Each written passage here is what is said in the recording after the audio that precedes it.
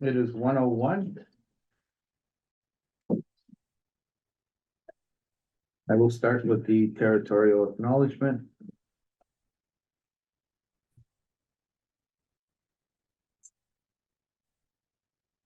We would like to begin by acknowledging that we are in the Robinson Huron Treaty Territory and that the land on which we are gathered is a traditional territory of the Anishinaabe, specifically the Garden River and Batchewana First Nation, as well as the Métis people. Roll call. Again. Eva is. Marchie, Sunny, Chief. Deputy's not here. Sarah. Lisa. That's okay. Yeah. Any conflicts of interest, declarations? Oh, Bill, I forgot Bill. Yes, Bill Friedman is here. He's a Maple Leaf fan, so.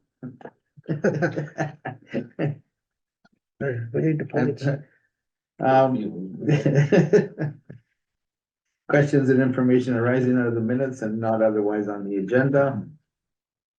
And seeing none. Number 6, the adoption of minutes for March 28, 2024. Need a mover and a seconder for those. Marchie and Ian. Moved by Marchie, Ian. Resolved that the minutes of the regular meeting as presented be hereby approved. All in favor? Motion to accept the agenda. I need a move for the April 25th, 2024 meeting. I need a mover for that. Marchie. Ian. Resolved that the agenda of the regular meeting as presented be hereby approved. All in favor? Carried. Communications and reports, information only, Chief, number 8. Special Okay. accounts ledger. Thank you, Mr. Chair, and good afternoon, everybody. So we'll take you through the board account ledger. Nothing changed on the board account ledger from last month, so there's nothing to report. We want to jump into our overtime. And you can see the overtime between February, that was 74,258, and March went up to 161, which is over double. And part of the reason for that is we had our large drug takedown project deal that occurred over that period where we got 725 grams of cocaine, 15 of fentanyl, 15,000 in cash, and the drugs were worth an $80,000 street value. So it was a very intense overtime type investigation takedown. And that's what it explains that. When we look at the running total, however, our running total is more or less in keeping on overtime with where we would have been last year at 273, we're at 309. A little higher right now due to that, but I assume that that will fluctuate on the down as we have more officers coming on staff and less call-ins for overtime. One question on that. Sure, go ahead. So, is that the projection then that by the end of the year, where we're looking here, it's gonna be higher? No, I would suggest if you look at 24. Sorry, I'm looking at the length, this part here. On the chart. Yeah, well, I'm going by Yeah. the numbers. Okay. So the numbers are more meaningful than the chart. So you can see we're at 309 now. Yeah. Last year we were 273 At this point. time. So it fluctuates, and if you have a huge takedown, that usually gives you a blip in overtime. Right. Is it projected for the end of the year to stay on track? We're projected to stay on track, Okay. yes. Would all the new hires, or will they be in by the end of this year? Or not all of them, but some of them are to offset that, or That's a hard question to Yeah. answer, but we will do our it's best the to desire? we'll do our best to hire towards both attrition and what the board gave me additional officers. Any other questions? Seeing none, Good. carry on. Chief. That's cool.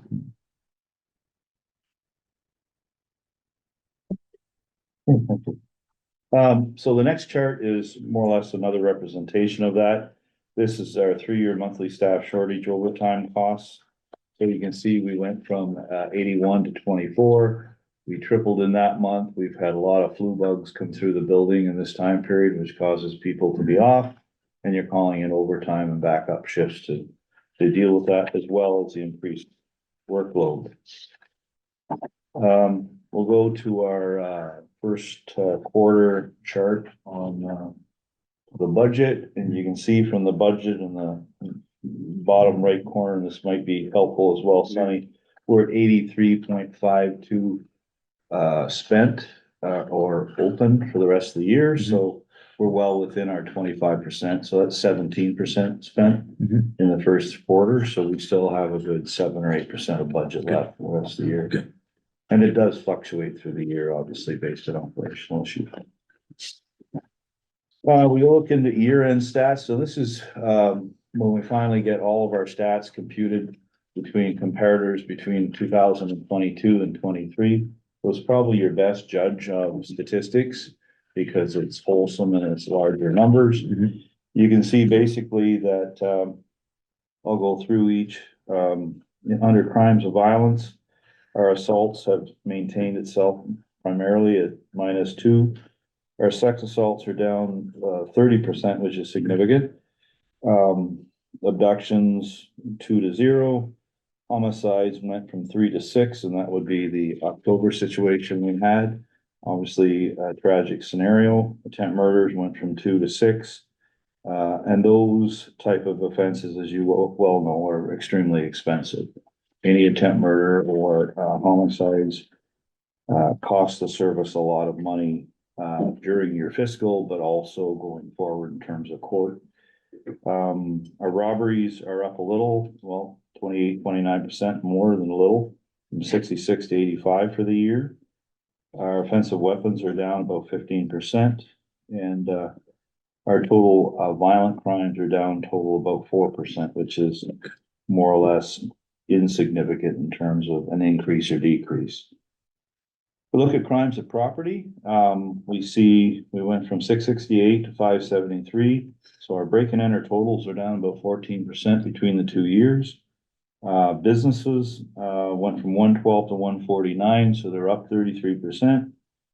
Residential, however, went down 22%. Other went down 36%. Attempt break and enters went down 40%. Theft of vehicles went down 30%. Attempt theft of vehicles from 9 to 2. When we see our overall theft occurrences, a 5.2% increase, which is not necessarily a significant change. Mischief have went up 16%. Possession of stolen property down 12 to 13%.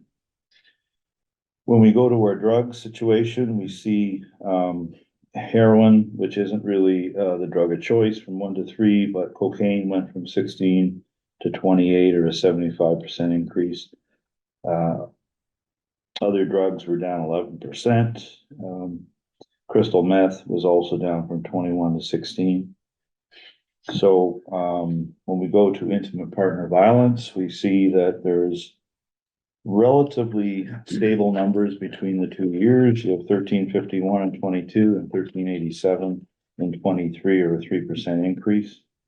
And as you know, we've started the pilot, and the pilot is still running, where our officers will call occurrences that are non-charge related situations to make sure that we have another opportunity to ask the victim whether or not there was any type of violent offenses in the past that maybe failed to get disclosed in the first. We also check on her access to services in the community, and we also update her safety plan. And since the inception of this, we have done 197 follow-up calls. Out of them, 9, or about 5%, generated new incidents.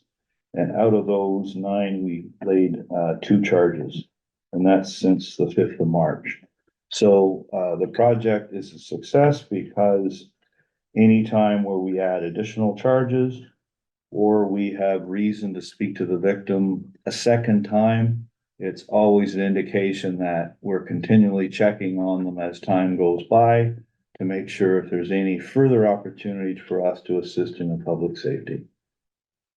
Thank you, Chief. Question from Marchie. Yeah, Chief, you mentioned the break and enter totals on the business side. Is there a certain area of town? Is it Main Street or is it all over? Well, I would have to say, Marchie, just, from looking at it, we can break that down by zone. But that would be for the entire service area. Yeah. Any other questions? One question, so violent crime, we see a decrease of almost 4%. I think you said, you didn't see that as a major significant change. I mean, 4%. It's on better. 1,000. yeah, it's not too bad. It's better than going up. Could be due to chance, so. Okay. Is there a number you think that we should be shooting? Of course, we're always shooting for 0. Is there a number that would be shooting for to see that reduction get to? I would go for your 0. Go for Sure, yeah, You I answered got your you. own Yeah, I question. got you, yeah. Ian? Yeah. Oh, sorry. Fair question. Yeah, under your business, being up 33%, would we have any idea how much of that is from citizens outside of Sault Ste. Marie? In other words, are there people coming in? Oh. Well, without a deeper dive, Vice Chair, I couldn't honestly say it is that. I would suggest to you that, one thing I do know is that, the people that are conducting break and enters, whether it's residential, business or other, are breaking in to find property to buy drugs. That is the number one reason across this municipality and others as to why people do break and enters. They take that property, they fence it, they buy their drugs. And it's a cycle of the drug sublife that we have to, continue to monitor and manage, but, outside of just policing, that's where we need treatment facilities for these people so that we can prevent that cycle from occurring. Thanks for your question. Any other questions or comments? Okay, carry on, Chief, please.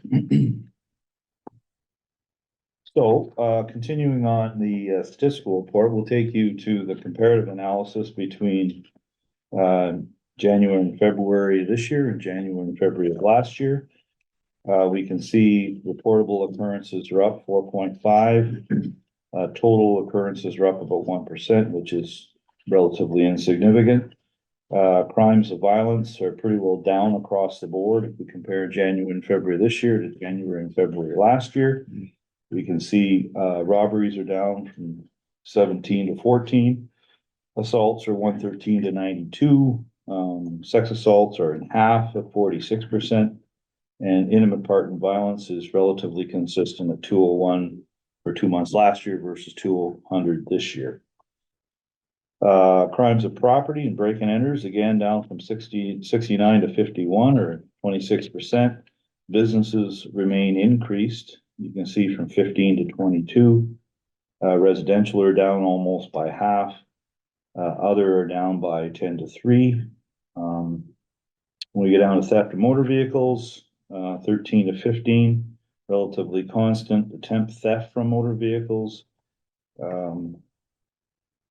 Theft occurrences went from 297 to 367. So theft itself is up about 24%. Shoplifting is the biggest indicator here from 123 to 260. Theft from motor vehicles is down from 81 to 45. So it looks like the trend of theft from businesses where they walk in, take products and walk out, that's a straightforward theft. Those seem to be more enticing to that criminal subculture to fence off or sustenance. Sudden deaths remain relatively constant. Motor vehicle collisions are down 24%. Bail violations are down about 7.4%. Mental Health Act is up 8%. So that gives you a good indication of where we are, for the first 2 months of this year compared to the last 2 months. The biggest newsworthy item there is your theft occurrences at 111%. And there are several businesses, larger corporations that maybe don't have security or do, but let people walk out with a product, call the police. I've had it stolen, we find them, the product is usually gone by the time we would find them. And that seems to be an industry that needs to be managed by both law enforcement, but also businesses in terms of what they do to prevent theft. That's my report on statistics. If you want to move to use of force. Any questions before we move on? Yes, Sunny? Yeah, I appreciate that comment. So what we're seeing then from your perspective is Mhm. businesses who are perhaps not relying on preventing themselves, but allowing the theft to occur and then just calling you to Due to reply. fears of litigation. Correct. And then, okay, or whatever other fears and allowing you to reply. So your numbers are up on theft. Yeah. But it's not because you're not doing anything. It's because there's. No, we can't be in your stores Right. to stop the theft, so that's more of a vendor issue to deal with. There are a variety of ways, though, when we look across Canada from a crime prevention perspective, that our officers would be able to talk to businesses and say, well, maybe you need to control access into your store, and that's occurring in some LCBOs out west, or you need a driver's license to go in, and but that's a decision of the individual corporation to deal with their loss prevention. Right. Yeah. Perfect. So you're just responding sadly after the fact. Yes, but there are, it's a great question, Simon, because it opens up the area of crime prevention for businesses to use the services of SSMPS to give them ideas about how they can reduce that. And that's what we're here for as well. And recognizing your team is probably busy all the time. Is there an outreach team that would do that proactively, or can they just call? And they could call. Just call. Yeah, just call us and say, you know, we need some crime prevention tips, and we have a full unit. They'll go out, they'll do a septet analysis of the space, the area, how they manage their loss prevention. We can give advice on that. Excellent. And I imagine the overall goal, reduce theft, Reduce the reduce theft, crime, yeah. reduce calls for service. Absolutely. Excellent. Wonderful. Thank you. Yeah. Thank you. Use of force report, chief. So use of force reports we have from January through March. You'll see 2, 10, and 9 reports for January through March. Pointed firearm, which is more serious. The 6 in March would be related to the drug takedowns. And you can see in conducted energy weapons remain the same, 3 and 3. You can read those scenarios. Public complaints, we received 7 new complaints in the month of March. Of those 7, 5 were closed and 2 are ongoing. We have the same number of complaints at this time in 24 and 20 as we had in 23. Moving on to the travel log, you can see the travel senior officers, police officers, and civilians. And that's my report, sir. Any questions, further questions or comments? Thank you, chief. Move on to number 9, request for donations in the walk for a zone. So if I may, Mr. Chair, this donation has been brought forward since I've been chief for the last 6 years. And it's a worthy cause. The Alzheimer's Society and the board has granted $500 each year for that cause. Subject to your direction and board approval. Yeah. I've always been opposed to giving out donations. I think that fund where we draw the money from, that should be used, and it was raised many years ago when I was first on the board, 2 or 3 times, that money should be used to buy equipment that's required by the police services that we don't have in the budget. And you may say, well, it's only $500, you know, but if you really sat down and said to yourself, how many organizations like dementia and Alzheimer's, which I give to on the anniversary of my sister-in-law passing personally, but there's so many organizations out there.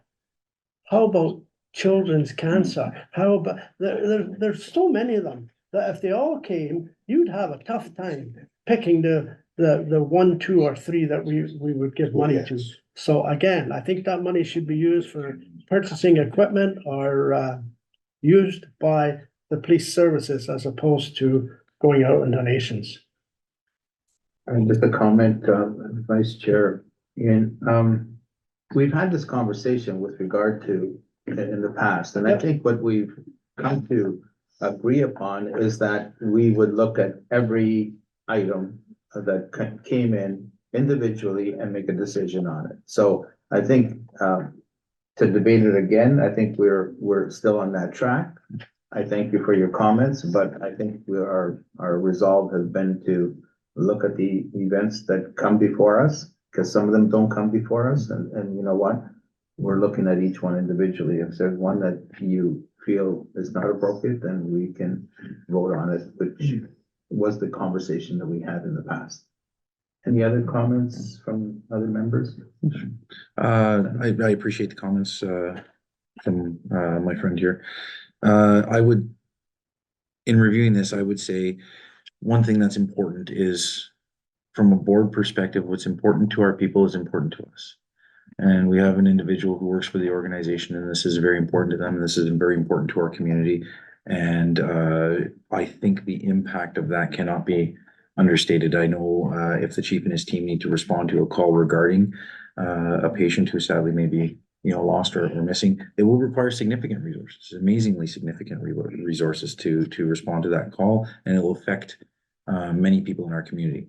Part of our role here is to improve the quality of lives of citizens of Sault Ste. Marie, and I think that this helps us achieve that goal. So while I respect my friend's position, I would be happy to support this.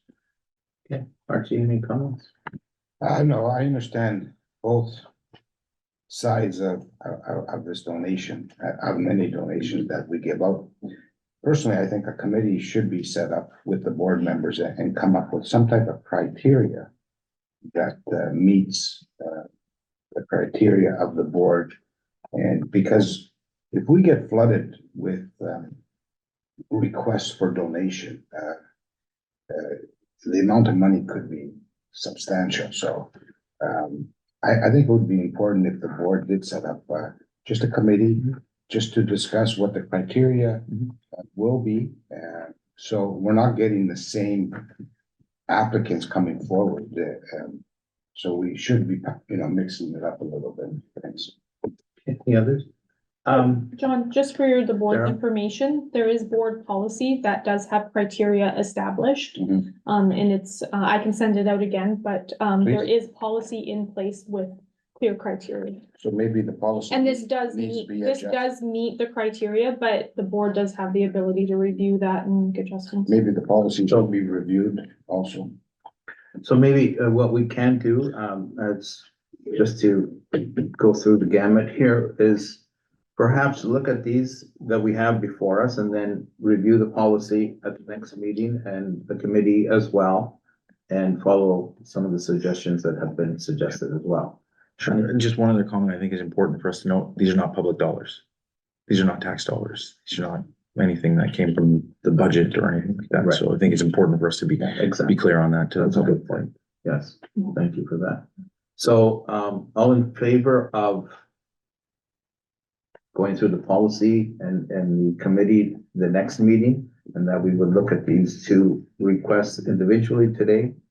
And we will deal with the two individual requests today and then move forward into that new policy if we require, or that committee in the future. Is that, Should we deal with these today? yes? Because they did come in and you know what, they're following the same procedure that we had allowed before. So I don't want to kind of put those aside and change those. I So believe there's deadlines for these donations as well. exactly. So We would people- miss if we put it over to them. Right, so then there'd be some communication as well in the next meeting, so we could, at least people would know that there is criteria that needs to be received. And we'll deal with it, both of them together.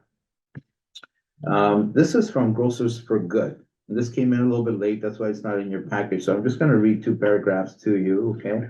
And we all know Grocers for Good. Lisa Vezo Allen is the chairperson. and the founder of Grocer for Good. She was a colleague of ours at the, as a board member as well. So everyone should know who she is and what she represents.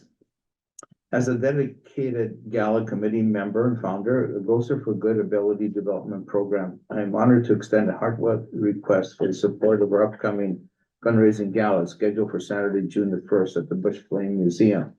This event promises to be an evening of celebration and community. Not only does this gala serve as a crucial revenue source to sustain our employment and community programming, but it also celebrates and recognizes the backbone of our organization, staff, volunteers, community partners, and this year's educators.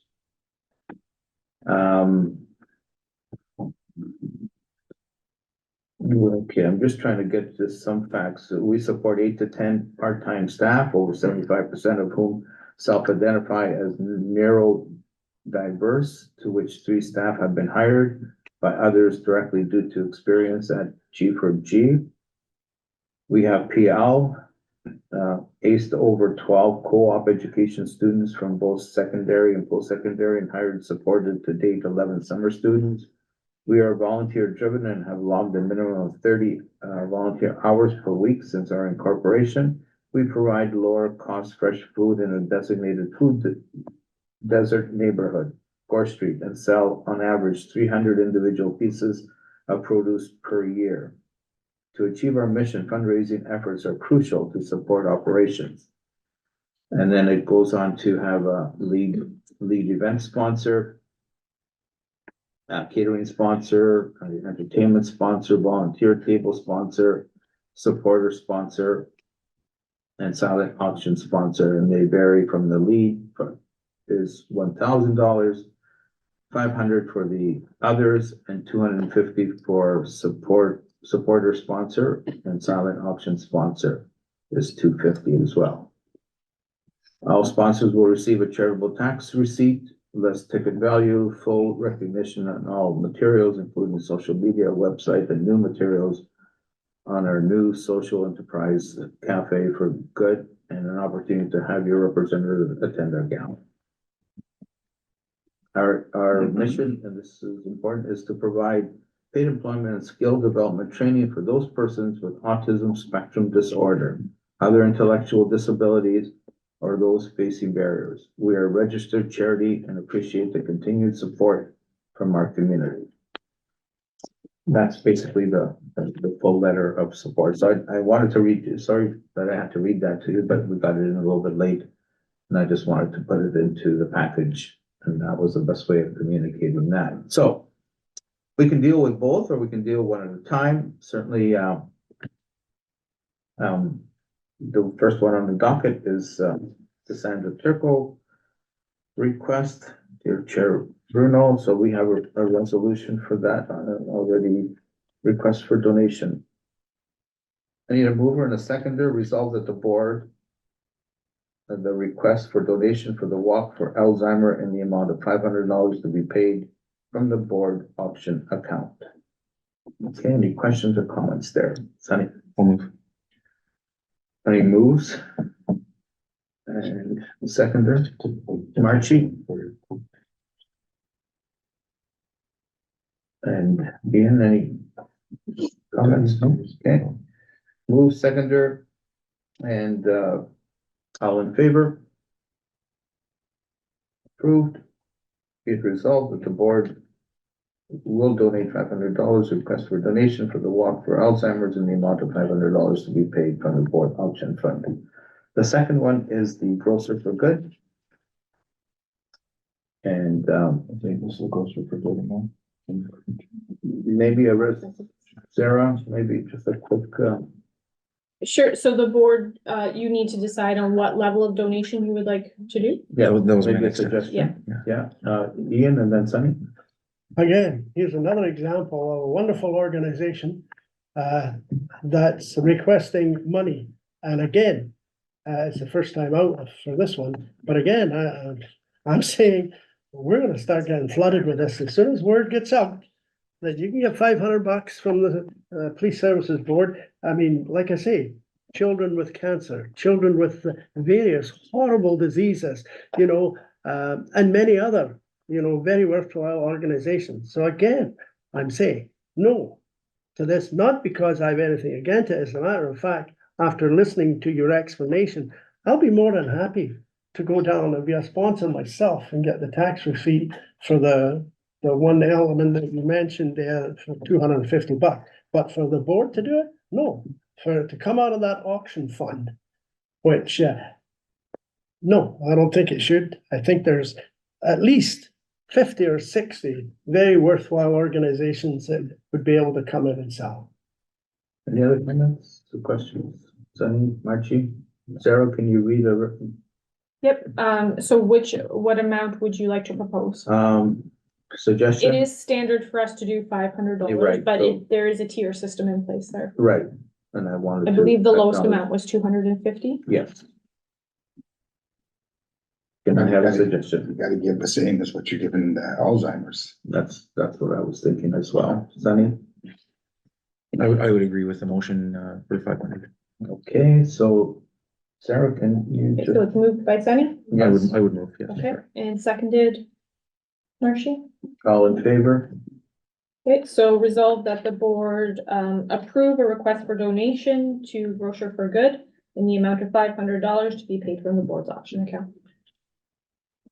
And could you please make the minutes reflect that the policy will be reviewed Yeah. again, and the committee will be part of that policy change if there is any changes.